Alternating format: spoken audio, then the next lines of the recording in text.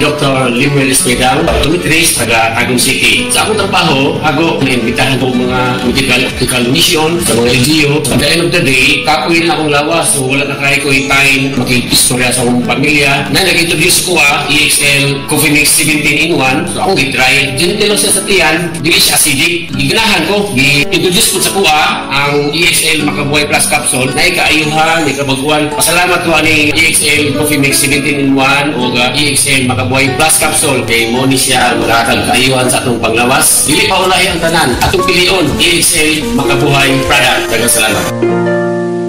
May buhay sa makabuhay. Antoinette Lahos, 45 years old, radio DJ diri sa Cagayan de Oro. Naila ko nga si DJ Tony for 13 years. To the many hats I wear, boses ang puhunan nako ug partner nako ang MX3 capsule. With jogging and proper diet, MX3 believer nako for 5 years.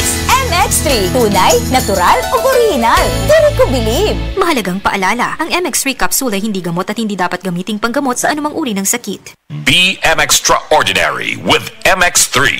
Mga kasama, ako si Radyoman Buin Alguno. Taas ba ang presyon sa inyong dugo? Doon na ba mo'y hypertension? Uy, basin taas imuhang sugar. Basin may diabetes ka o niya, wara ka na hibaw ana. Ang taas nga level sa blood sugar o di ba kaha ang paggahi sa arterial walls o ang paglapot sa imuhang dugo.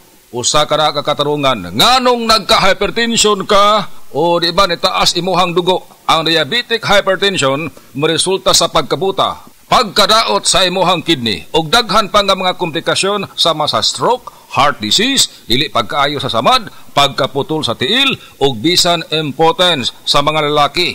Ayaw na paghuwat pa nga magkagrabi ang imuhang kondisyon. Mag DTX 500 matag adlaw. Ang DTX 500 dunay charantin gikan sa palya alang sa insulin function. Kung mubo ang imuhang blood sugar, kontrolado pod ang imong blood pressure. Ang pag-inom sa DTX 500 matag adlaw makapanindot usab sa tug ug makapugong sa hyperacidity, GERD, fatty liver, skin wrinkles, alopecia ug uban pa.